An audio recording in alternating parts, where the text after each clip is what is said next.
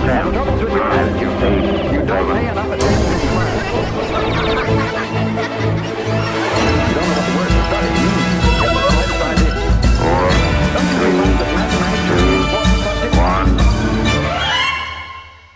Welcome to the Pod Sound School. You don't have to be great to start, but you have to start to be great. Okay, let's get at it.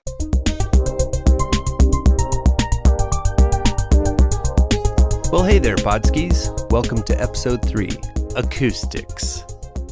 I'm Studio Steve, and this is our first Audio Basics episode for beginners. And it should prove to be a fun one. When someone talks about acoustics, they are either talking about the branch of physics that's concerned with the properties of sound, or they're talking about the qualities of a room or a building. Wow, Rhonda, this symphony hall has perfect acoustics.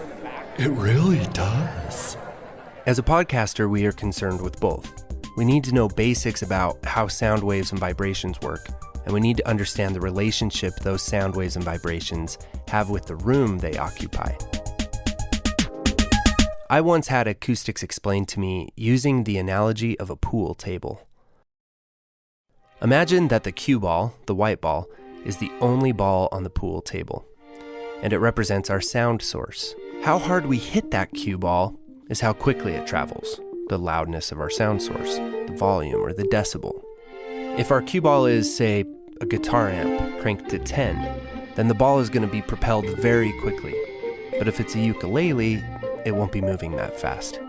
So the propulsion, the speed, the vibration of that cue ball, that's the physics part of it. Now, the room acoustics part is the relationship our ball has with the walls of the pool table. So let's imagine our pool table again, and imagine that there are not any pockets on the table for the ball to sink into.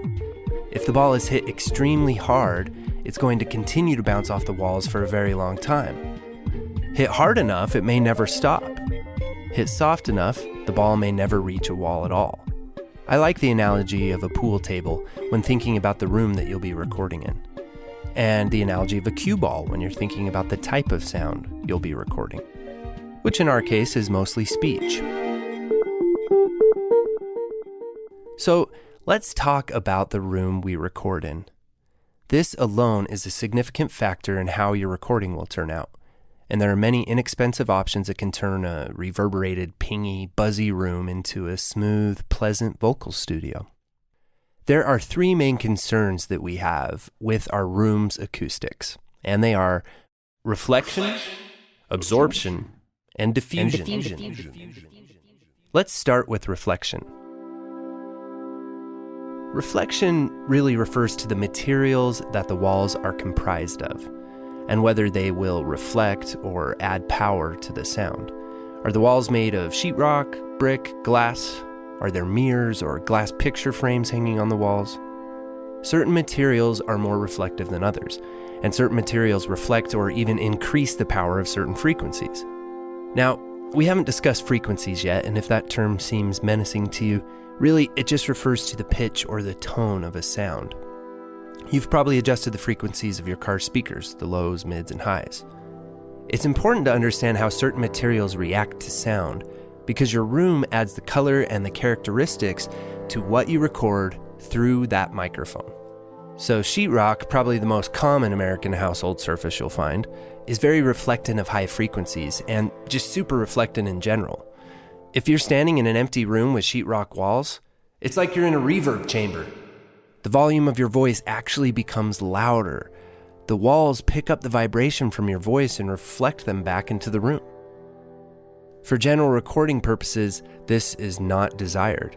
The custom that we're used to hearing on podcasts and radio is that the voices are clear and absent of effects so that they can be easily understood.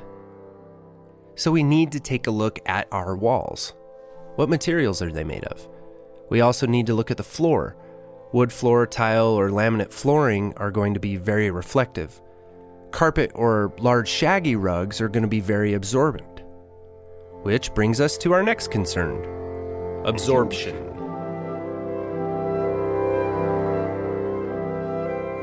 Absorption, simply put, is the opposite of reflection.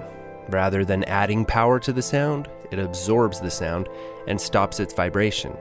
Imagine that cue ball hitting a bare wood wall, and compare that to it hitting a pillow.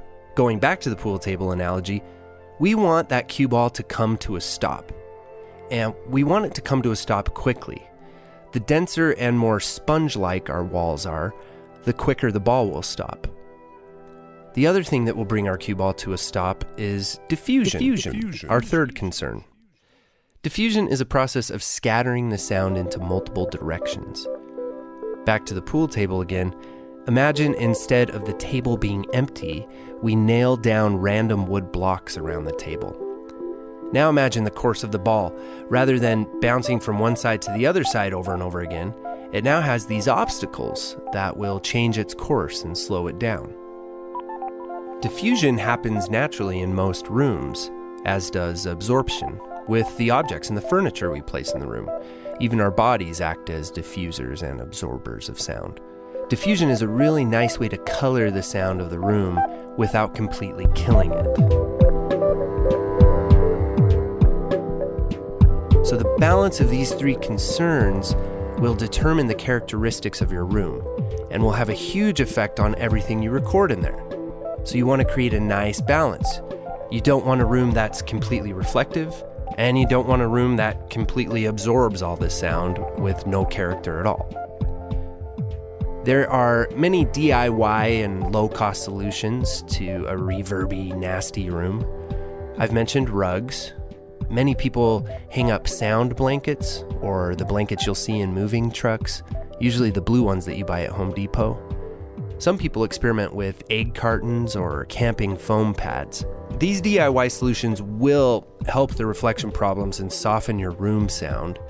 But if your room is to be used for any other purposes, these solutions aren't very easy on the eyes. And it's a quick way to piss off your spouse or roommates. Another solution that can be very effective are curtains. Curtains can hang over doors, windows, walls. They can even divide rooms. And of course, when you're done recording, they can be pushed to the side. Way easier on the eyes, and your spouse can even pick out the color. Now, if your budget allows for it, there are also many different acoustic panel options available, both absorption panels and diffusion panels. There are people on Etsy that custom build diffusion panels that are eye-catching and can really add a real studio feel to your room. One company that's worth checking out is Auralex. They have many different packages and designs to choose from for their absorption panels that really add that studio look to your room as well. It makes you and your guests feel like you're in a nice recording studio. These, again, are all considerations that are going to be dependent on your budget, and you want to do something that's practical and make sure that you go through your whole checklist before spending all your money on your room.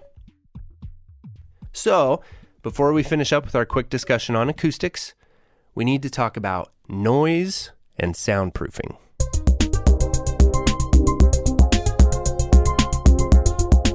When I say noise, what's the first thing that comes to your mind? Is it the kids playing in the other room? The cars driving by outside on the street? Those are the kind of things that first pop into my mind. Combating these issues can be difficult and in many cases out of reach. You're just set up to record your new episode and the neighbor starts thumping bass and stomping on the floor above you. Or in the middle of a wonderful interview, a truck drives by and rumbles the room. However, in most cases, just using some cost-effective sound treatment items like curtains and acoustical panels will make these issues tolerable, mostly because of the proximity or closeness these noises have to your microphone. So complete soundproofing isn't really a necessity, but sound treating is. Now, there are many more concerning noises that maybe we don't always think about right off the bat, like computer buzz, fluorescent lights, the refrigerator, the air duct, or ventilation systems. These little nasties are one of our biggest enemies.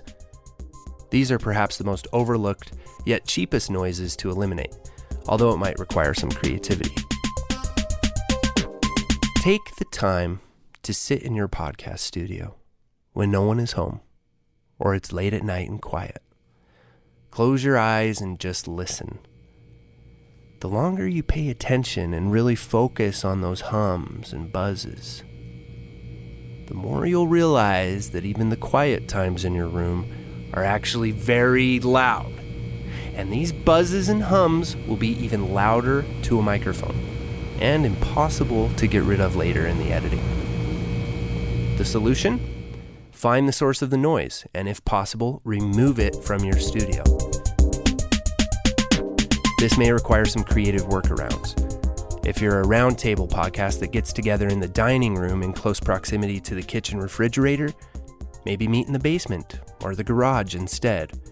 Or you can unplug the refrigerator for an hour or two. But maybe have your guests put their car keys in the fridge or set a reminder on your phone to plug it back in. This is done all the time on film and TV sets. The fridge will maintain its temperature for a surprisingly long time if it isn't opened after unplugging it. If you're recording on your PC tower or an old school Mac Pro, move the CPU out of the room and purchase some monitor and USB extensions. Get those CPU fans away from the microphone.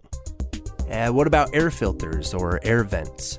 Eliminating offensive air vent murmur can be as simple as just shutting the air off manually before recording. Post a reminder sign where you'll see it to shut it off every time before recording. You don't want to get through an hour of great conversation to find out that the air's been running the whole time. And that beastly hissing that comes from those fluorescent lights. Get a couple cute lamps and have the girlfriend pick them out. And that can be your podcast studio mood lighting. This is your podcast. You decide what goes into that microphone.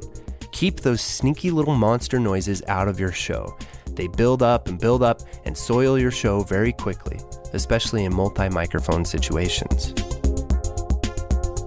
And that about does it for your crash course in acoustics. I hope you feel like you've learned a little. Setting up your space has got to be one of the funnest parts of this process. So now that we've covered some acoustic basics, we're ready to move on to microphones. I'll see you over on episode 4. Well, there you are, pod babes. Remember, success usually comes to those who are too busy to be looking for it. Opportunities don't happen. You create them. See you next time.